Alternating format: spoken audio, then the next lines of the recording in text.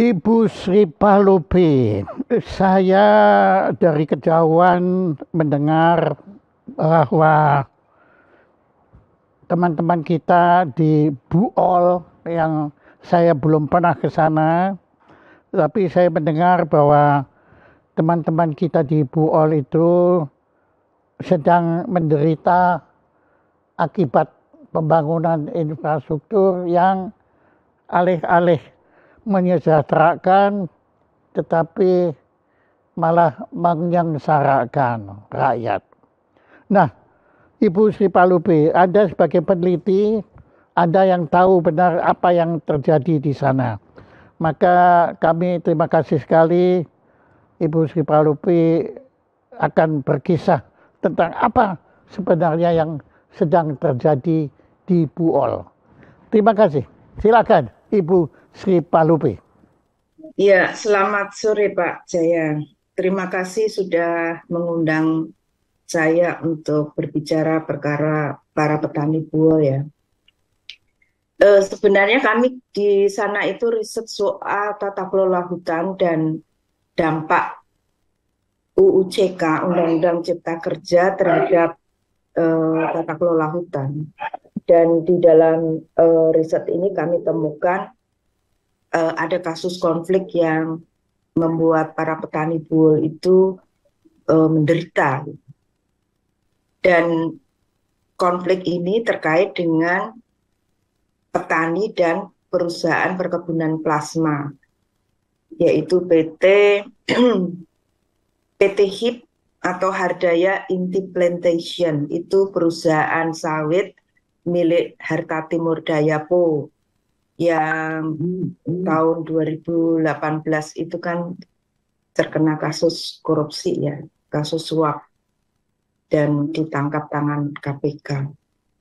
Nah, petani di Buol itu sejak tahun 93 itu mengalami perampasan lahan oleh PT ini, oleh perusahaan perkebunan sawit ini.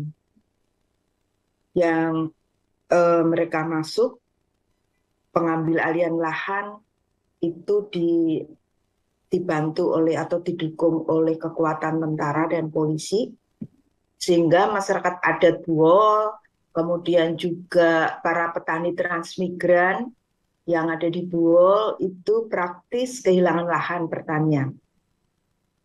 Itu penggusuran pertama ya,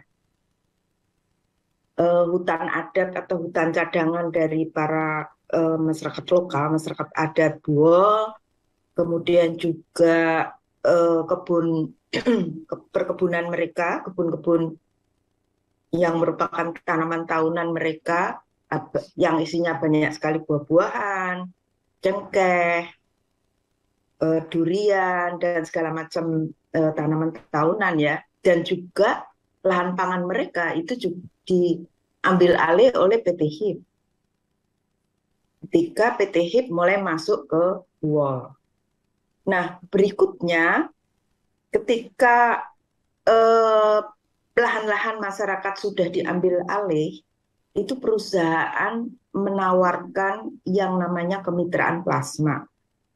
Jadi masyarakat diminta menyerahkan lahan untuk mendapatkan kebun plasma. Dan itu ada 7 koperasi.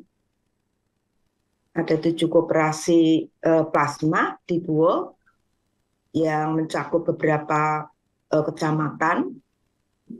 Dan yang terjadi adalah koperasi ini menjadi modus perampasan lahan yang baru. Artinya ada perampasan lahan yang berulang. Yang pertama adalah ketika perusahaan masuk, dan yang kedua adalah dengan mekanisme kemitraan plasma. Mengapa ini kami sebut sebagai perampasan lahan? Karena yang pertama adalah petani menyerahkan lahan. Setelah menyerahkan lahan, seharusnya petani kan mendapatkan hasil dengan kemitraan plasma. Tapi sampai sekarang rupanya bukan hasil yang mereka terima, tetapi justru utang yang menumpuk. Utang kok bisa? Kok bisa? Nah, Ya, karena di dalam kemitraan plasma ini kan sebenarnya terjadi proses pengambil alihan. Jadi di dalam apa sistem plasma ini kan kebun plasma dikelola oleh pihak perusahaan. Dalam hal ini adalah PT HIP. Dan utang itu dilakukan lewat perusahaan. utang untuk apa? Wong tanahnya sudah diambil, kok anunya kok bisa malah utang itu logika saya mohon maaf saya nggak nangkap ini. Nah, untuk membangun kebun plasma kan mereka utang ke bank untuk membangun kebun plasma. Itu utang ke bank. Ada yang per hektar itu 25 juta, tergantung tahun tanam. Ada yang 65 juta, ada yang 45 juta gitu. Nah, semestinya ketika dalam batas waktu, ketika sistemnya ini adalah revitalisasi perkebunan, yaitu kebun plasmanya ini dikelola oleh pihak perusahaan, maka ketika utang sudah lunas, harusnya kebun ini dikembalikan kepada pengelolaannya kepada petani. Ya. Tapi yang terjadi adalah sampai sekarang petani itu tidak mendapatkan hasil. Itu yang pertama. Yang kedua, sudah tidak menerima hasil, tetapi utang dari koperasi, ini kan lewat koperasi ya, kemitraan plasmanya itu kan antara perusahaan dengan petani, yang itu adalah lewat koperasi, yang koperasi plasma. Dan dalam hal ini ada 7 koperasi. Dan 7 koperasi ini sama-sama tidak mendapatkan hasil. Misalnya ada 2 koperasi yang harusnya sudah lunas, seperti koperasi Plaza itu harusnya sudah lunas, bukan harusnya, memang sudah lunas tahun 2015. Tiba-tiba perusahaan memberikan informasi kepada petani bahwa utang mereka bertambah 312 miliar. Nah, Itu tanpa kejelasan utang ini untuk apa, padahal sudah lunas. Harusnya perusahaan sebagaimana janjinya itu menyerahkan kebun kepada petani untuk dikelola oleh petani. Tetapi sampai sekarang kebun masih dikelola perusahaan dan petani juga tidak menerima hasil. Jadi petani itu menerima hasil ketika protes. Ketika protes itu baru diberi hasil dan itu pun 100.000, 50.000 per hektar. Dan itu tidak setiap bulan dan bahkan tidak setiap tahun. Padahal petani biasa saja, petani mandiri yang menanam kebun sawitnya sendiri, dikelola sendiri, itu bisa mendapatkan hasil per bulan itu minimal dari 1 hektar itu minimal 1 juta gitu. Sementara ini 50.000 aja belum tentu setiap bulan dan bahkan belum tentu setiap tahun gitu. Nah, ketika petani memperkarakan ini, itu seperti yang dilakukan oleh para petani dari koperasi Plaza, itu perusahaan tidak memberikan hasil selama 2 tahun berturut-turut. Ketika mereka bertanya, kenapa kami tidak mendapatkan hasil? Karena kalian protes. Gitu. Protes atas adanya utang baru. Gitu. Karena diprotes oleh petani dengan tambahan utang baru yang tidak jelas untuk apa, kemudian pihak perusahaan tiba-tiba menyampaikan informasi bahwa utang petani bukan 312 tetapi 112 gitu. Nah, ini koperasi Plaza. 112 apa? Kenapa? 112 apa? 112 miliar. Miliar. Jadi, miliar. ya, hitungannya kan miliar karena kan anggotanya kan cukup besar. Hitungannya kan per hektar. Nah, koperasi Plaza ini biaya penanaman itu 25 juta per hektar. Dan mereka sudah lunas utangnya itu tahun 2015. Harusnya petani mendapatkan hasil itu full karena sudah lunas kreditnya, kredit penanaman itu. Tetapi yang terjadi justru muncul utang baru yang tidak jelas. Nah, kita menduga bahwa eh, apa namanya tanah petani ini yang dibankkan oleh pihak perusahaan, dibankkan tanpa sepengetahuan atau tanpa persetujuan petani. Padahal yang punya hak untuk mengajukan kredit yang bertanda tangan itu adalah koperasi, bukan perusahaan. Gitu. Nah, ini yang menjadi masalah.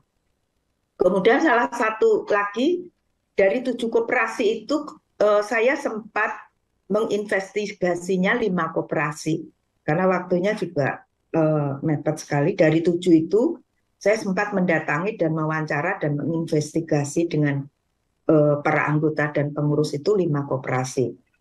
Koperasi Amanah misalnya, dia harusnya tahun 2021 ini lunas utangnya.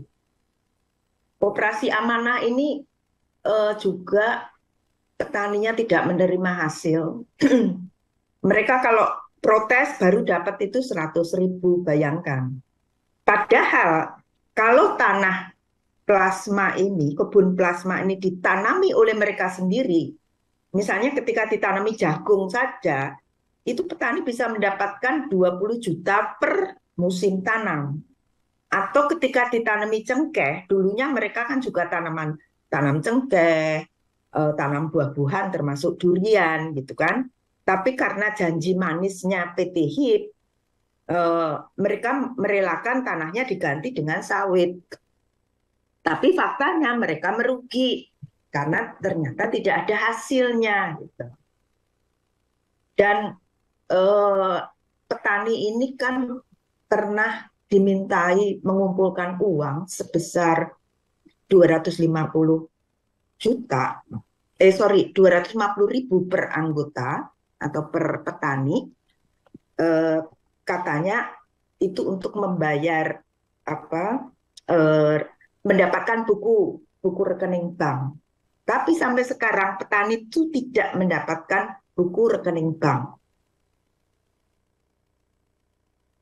Gitu. Nah, karena kebanyakan juga plasma ini adalah para transmigran yang kita tahu tanahnya terbatas, maka penderitaannya menjadi bertambah. Mereka sudah pertama tanahnya sudah diambil ketika perusahaan masuk, kemudian diambil tahap kedua lewat kebun plasma ini, kemitraan plasma. Sementara kondisi ekonomi mereka juga udah pas-pasan ya, mereka hidup dari buruh sana sini karena udah nggak, praktis sudah nggak punya tanah lagi gitu. Bahkan mereka juga sudah umur kan,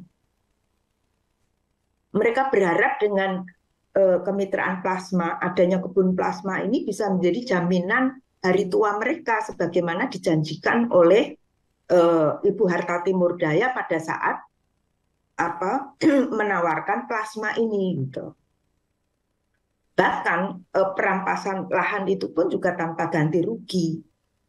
Padahal di situ ada banyak sekali tanaman-tanaman yang selama ini menjadi sumber penghidupan petani gitu ya, dari kebun sampai ke lahan pangan.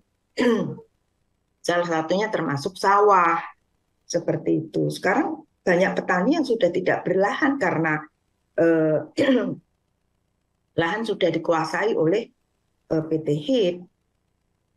Seperti itu. Nah, ketika sekarang ini ekonomi sulit, harga-harga melambung, itu petani juga kesulitan hidup gitu, kesulitan untuk memenuhi kebutuhan dasar mereka. Salah satunya adalah yang utama adalah pangan.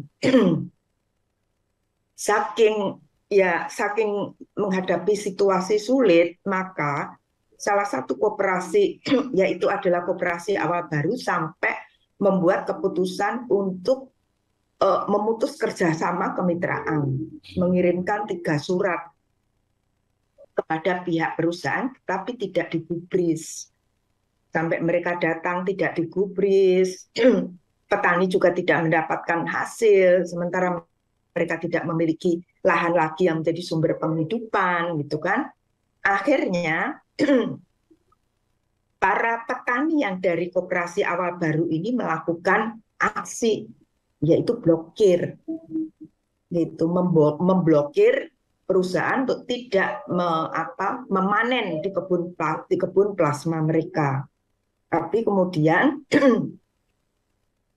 langkah aksi berikutnya adalah mereka melakukan panen di kebun sawit mereka sendiri. Tapi kemudian PT HIP mendatangkan polisi dan tentara dari Palu ya, Polda Palu, dan menangkap mereka semua. Ada 5 orang yang ditangkap dan dipenjarakan. Ada 2 yang sudah dilepas karena menandatangani pernyataan tidak lagi mengulangi. Sementara yang 3 menolak untuk menandatangani karena mereka merasa bahwa itu mereka mengambil hak mereka sendiri itu. Mereka memanen di kebun mereka sendiri yang selama ini tidak jelas hasilnya. Mereka juga tidak pernah melihat wujud dari MOU-nya, yang namanya kesepakatan kerjasama. Harusnya kan ada MOU. Gitu. Saya sendiri dari 5 koperasi itu, saya hanya menemukan 2 MOU. Ya. Yaitu Koperasi Plaza dengan Koperasi Amanah. Sementara koperasi yang lain, para anggota maupun pengurusnya juga mengatakan mereka tidak pernah lihat wujudnya MOU-nya itu seperti apa gitu. Sementara mereka mengatakan setiap hari kami melihat truk-truk perusahaan mengangkut bertonton buah sawit dari kebun-kebun plasma kami. Itu menyakitkan. Kami hanya menonton tapi tidak terima hasilnya gitu. Nah, terakhir ketika para petani dari koperasi Amanah melakukan pertemuan lewat Zoom dengan Ibu Hartati Murdaya, mereka juga melakukan mengancam kalau tidak 3 bulan tidak ada hasil yang diberikan kepada petani, maka mereka juga akan melakukan blokir. Itu. Tetapi ancaman itu dibalas juga dengan ancaman oleh PT HIP, yaitu kalau petani menentang pihak perusahaan, maka perusahaan akan juga mengerahkan aparat keamanan gitu. Karena mereka dengan mudah bisa mengerahkan polisi, padahal itu ya Palu Buol itu sekitar 14 jam. Nah, polisi itu rela menempuh perjalanan 14 jam hanya untuk menangkap petani yang sedang melakukan aksi. Nah, itulah yang terjadi karena dalam kondisi kepepet, yang terakhir mereka melakukan aksi memasang spanduk yang berisi persoalan mereka dan penderitaan mereka.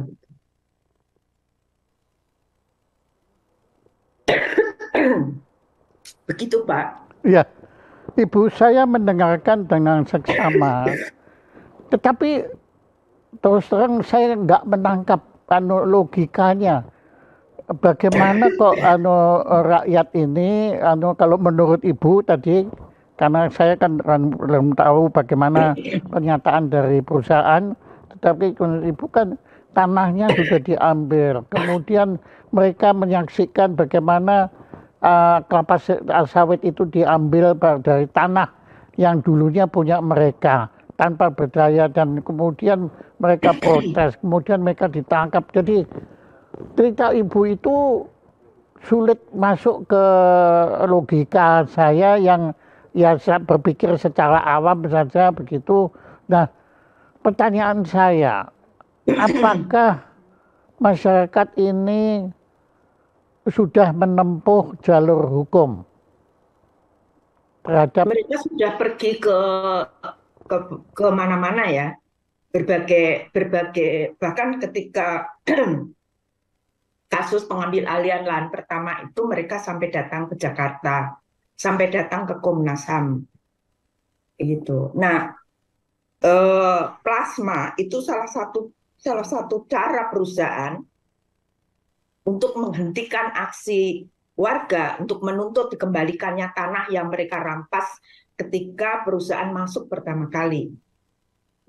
Itu yang jadi sebenarnya petani ini sudah sudah kehabisan cara ya.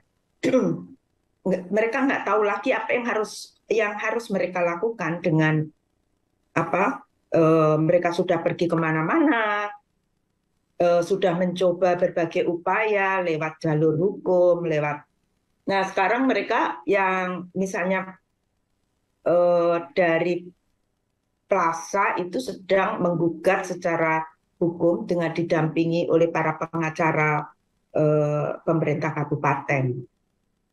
Gitu. Nah, sementara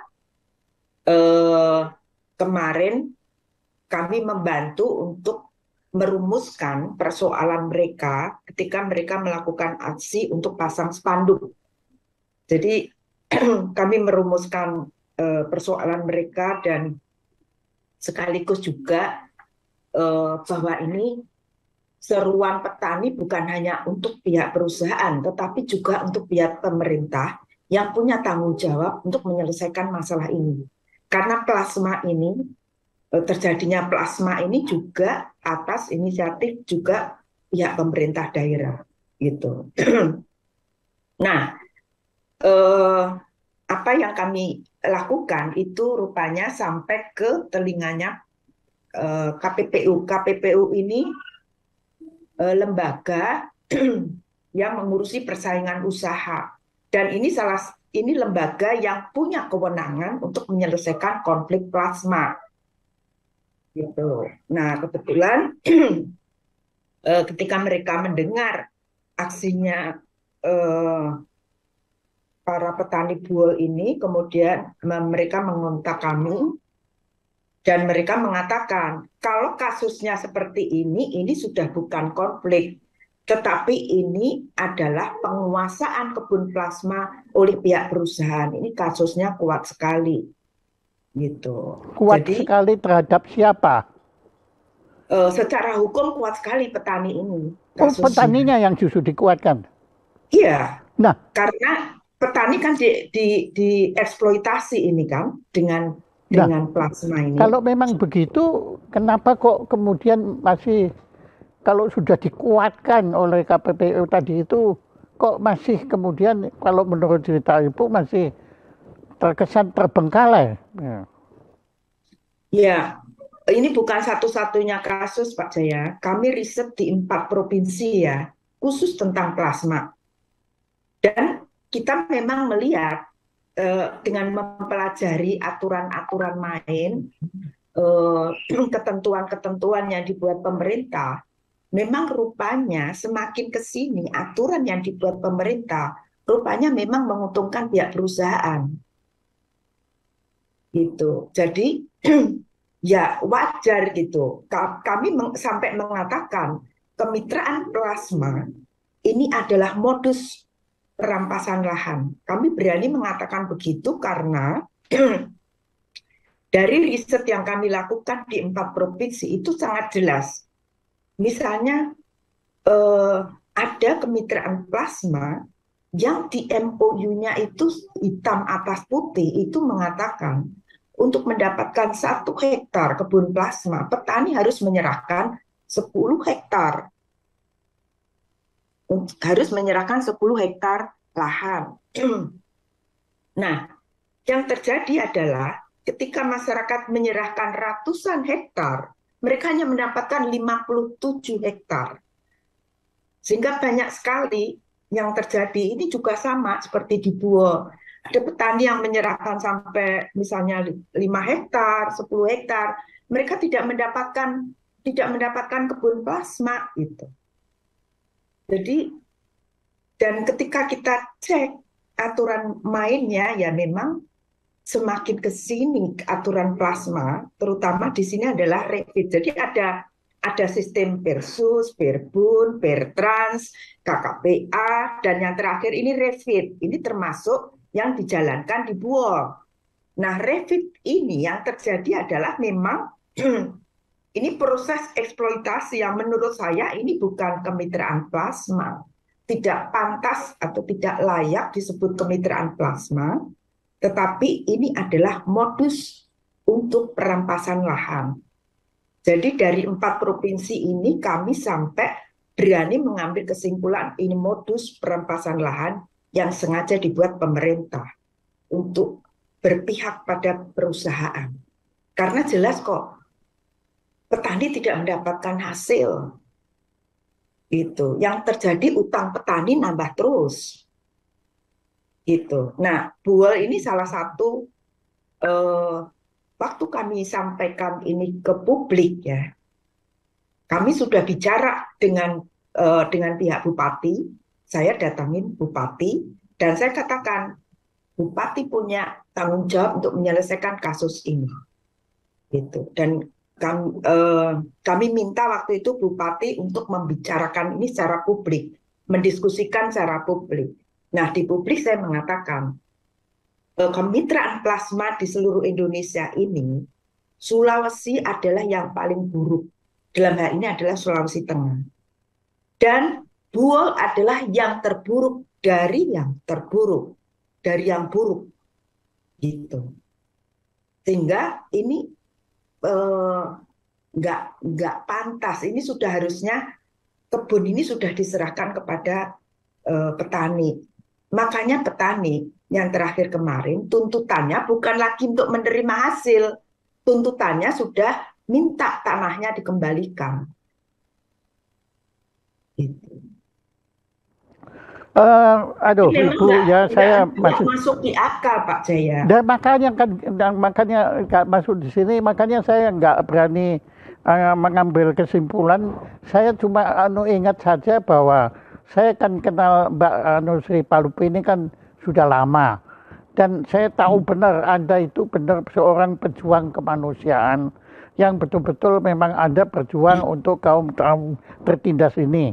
Ya waktu itu yang pertama kali kan saya ketemu Anda kan dalam kasus TKW di Singapura itu yang Anda melakukan penelitian sangat mendalam. Nah, tadi Anda menyatakan Anda sudah berjumpa dengan Bapak Bupati. Iya. Kemudian reaksi beliau bagaimana? Ya, beliau sudah sejak lama sebenarnya berupaya untuk menyelesaikan kasus ini. Sebenarnya persoalan ini bertanggung jawab itu adalah Bupati lama yang juga ketangkep KPK karena suap. Gitu, karena suap 3M itu ya untuk mendapatkan izin ekspansi perkebunan sawit oleh PT HIP. Jadi pemilik PT HIP dan bupati sebelumnya itu sudah kena tangkap KPK itu. Nah, bupati ini berupaya untuk menyelesaikan sisa perkara oleh bupati lama. Tetapi upaya perusahaan ini lebih licin daripada yang dilakukan bupati. Bupati hendak menyelesaikan perkara ini secara hukum. Bupati sudah bentuk tim untuk penyelesaian penanganan, tetapi yang terjadi adalah pihak perusahaan kemudian mengundang para pengurus plasma ini ke Jakarta. Nah, setiba dari Jakarta itu terjadi ada perubahan gitu yang kemudian cara yang ditawarkan oleh bupati ini ditinggalkan oleh pengurus koperasi ini. Entah apa yang dilakukan oleh perusahaan, pendekatannya apakah mereka disuap juga atau seperti apa, yang pasti para pengurus koperasi ini tidak memilih jalan yang ditawarkan oleh bupati. Nah, mereka memilih jalannya apa?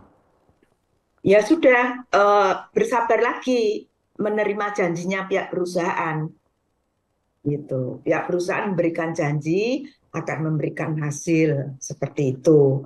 Nah, saya nggak tahu pengurus koperasi menerima apa dari perusahaan setelah datang ke Jakarta gitu. Nah, Ya kita memang tidak tahu dan juga tidak bisa membuktikan apapun.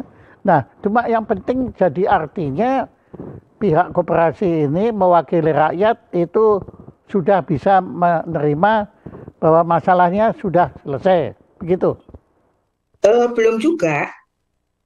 Jadi menunda masalah untuk diselesaikan. Menunda Menunda. terus dengan menerima janji. Menerima janji lagi. Jadi janji dibayar dengan janji, janji dan terus janji. Nah, akhirnya sekarang eh, apa satu persatu jadi koperasi ini sudah mulai melakukan aksi. Mereka sudah muak dengan janji-janji itu. Makanya mereka tidak lagi meminta hasil. Tuntutan mereka sekarang adalah mengembalikan tanah gitu, supaya petani bisa kembali mendapatkan sumber penghidupannya dengan bertani kembali gitu. Dari Itu Pak. petani-petani ini sekarang permintaannya kan minta tanahnya dikembalikan. Iya, Nah, Ibu sebagai pengamat manusia ngamati semua ini, apakah apakah itu akan mungkin terjadi?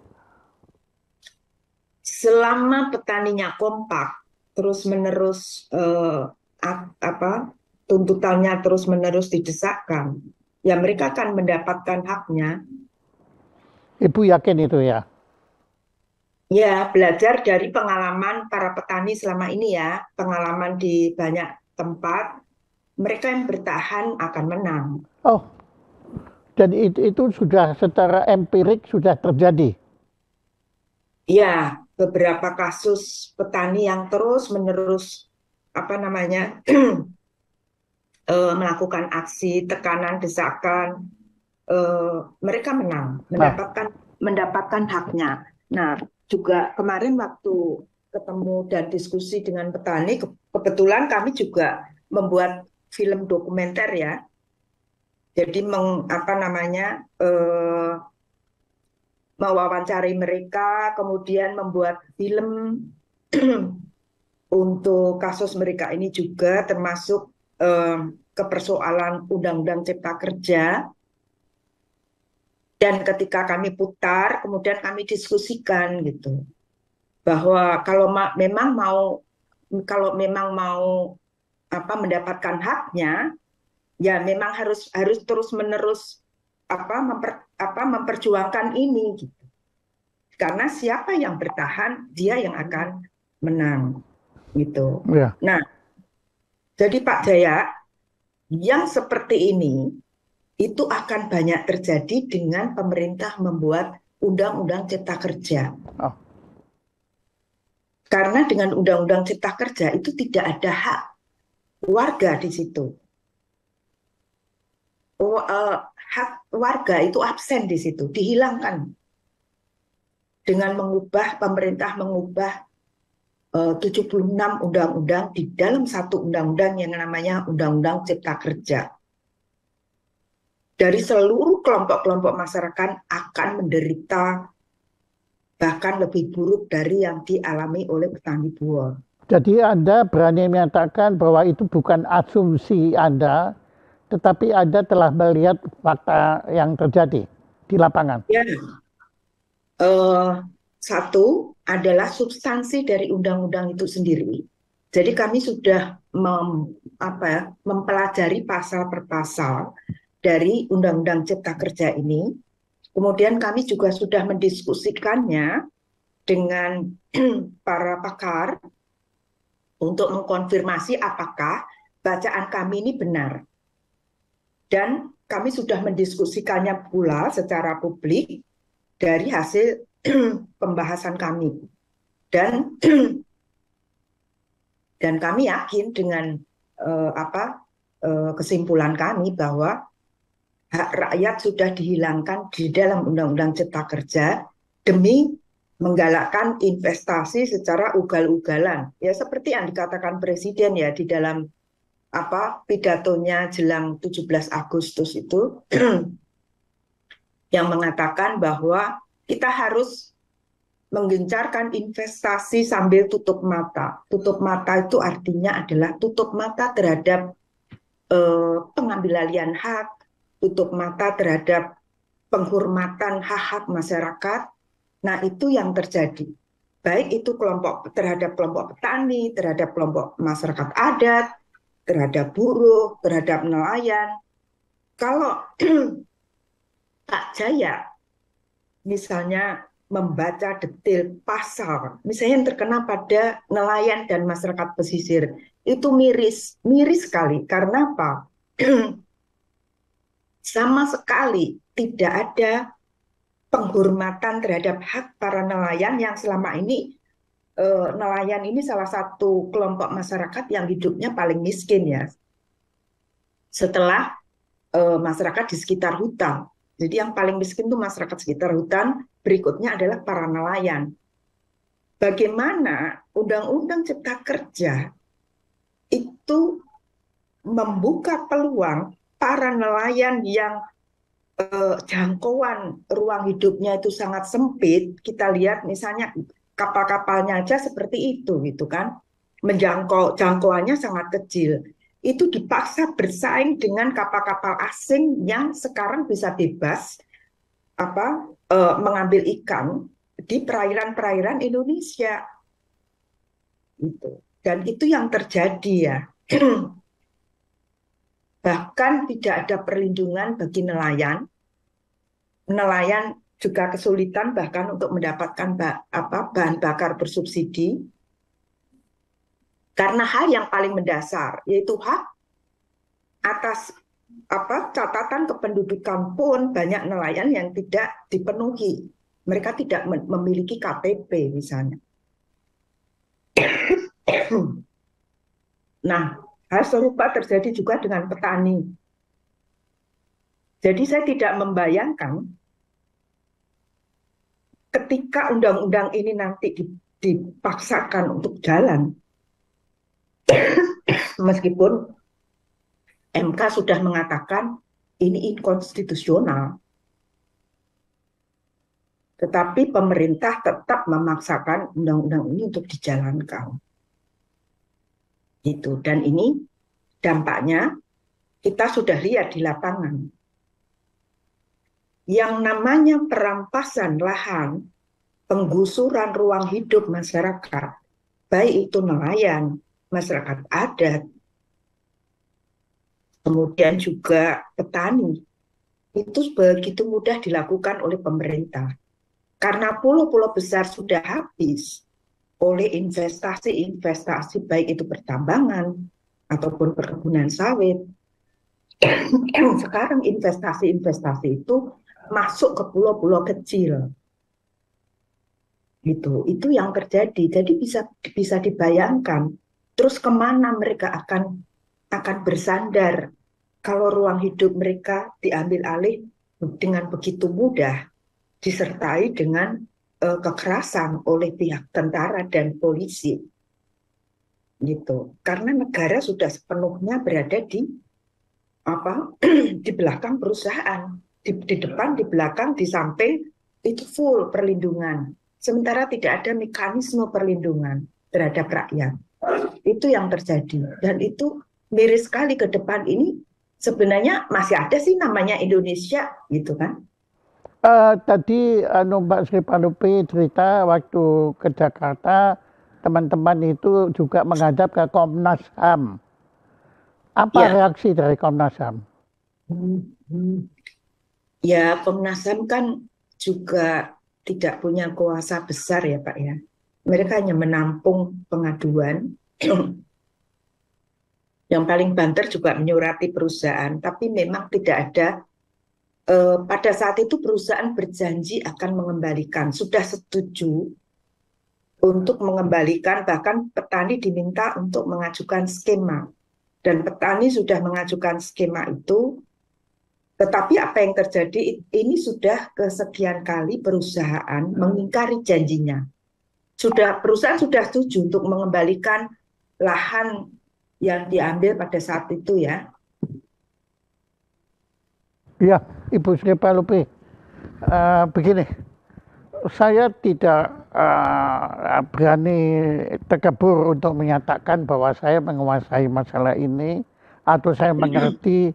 Tidak sama sekali. Tadi saya waktu mendengar itu sulit masuk ke otak tumpul saya. Cuma begini, Anda kan sudah berusaha dan saya tahu dalam perjuangan Anda itu siap untuk babak belur sampai semua itu Anda lakukan karena Anda lakukan memang tulus untuk kepentingan rakyat. Nah, apa harapan Anda minimal pada saat ini?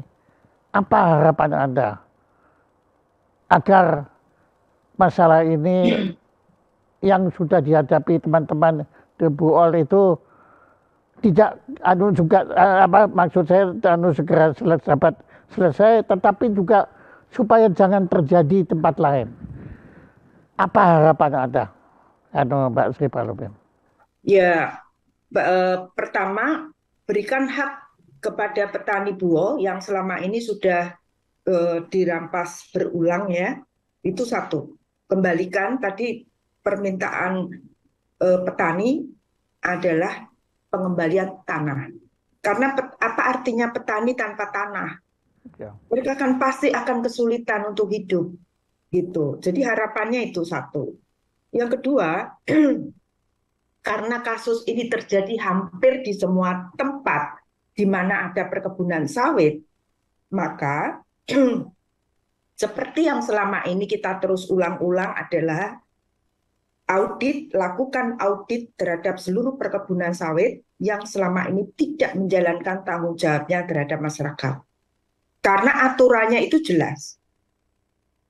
Aturannya jelas.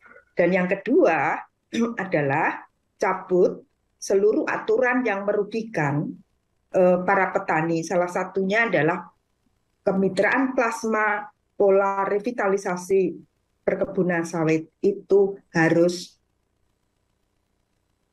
dibatalkan. Harus dicabut aturan itu karena itu sangat merugikan petani. Karena itu bukan kemitraan plasma, tetapi itu adalah modus yang dibuat oleh pemerintah untuk perusahaan mendapatkan tanah-tanah rakyat. Saya kira itu saja ya harapan kami terhadap upaya yang kita lakukan dengan berbagai cara ini. Ya. Membantu perjuangan petani. Ya sebetulnya juga perjuangan Anda. Ya, tapi Anda berjuang bukan untuk kepentingan Anda, tapi untuk kepentingan para petani dan rakyat miskin tadi itu, masyarakat adat. Ibu, saya mohon maaf karena kali ini saya betul-betul membuktikan diri saya tidak berdaya apapun. Ya seperti Ibu Sri Palupi juga tahu, pada tanggal 28 September tahun 2016 itu saya juga tidak berdaya menyaksikan bagaimana rakyat Bukit Duri digusur secara sempurna melawan hukum. Sempurna betul melawan hukum. Nah, di situ saya juga sama sekali nggak percaya, hanya bisa ya bagaimana ya sambil ngelus jodoh begitu dan mempertanyakan apakah Pancasila kemanusiaan yang adil dan beradab itu masih ada sebenarnya. Karena apa yang tadi Anda ceritakan semua itu kok rasanya tidak sesuai dengan sila kedua Pancasila itu ya. Itu nggak ada, kemiripan pun nggak ada di situ. Nah, belum kita nanti bicara tentang keadilan sosial, lah itu masih jauh lah anunya. Ibu Sri Palupi, tapi dengan penuh kerendahan hati atas nama rakyat Indonesia, terutama atas nama petani-petani, atas nama nelayan-nelayan saya mengucapkan terima kasih kepada Ibu Sri Palupi dan teman-teman seperjuangan semua, ya, seperti teman kita Sandiawan Sumardi dan lain-lainnya itu, ya, bahwa semoga Tuhan memberkahi Anda, menganugerahkan kekuatan lahir batin. Karena Amin. perjuangan Anda luar biasa sekali, ya. Itu saya nggak sanggup dah, saya menyerah semua. Saya nggak berani ngomong apa-apa, yaitu kecuali itu terima kasih dan berdoa. Semoga perjuangan Anda itu tadi dan harapan Anda tadi itu dapat terkabul menjadi kenyataan yang diharapkan oleh para rakyat dan Amin. para nelayan sesuai dengan sila Pancasila yang kedua, yaitu kemanusiaan yang adil dan beradab. Amin. Ibu Sri Palupi, Anda rasanya sudah pernah dapat piagam ucapan terima kasih, tapi ini nanti kita akan kirim lagi ucapan terima kasih lagi yang akan kami kirim ke rumah Anda di Bogor.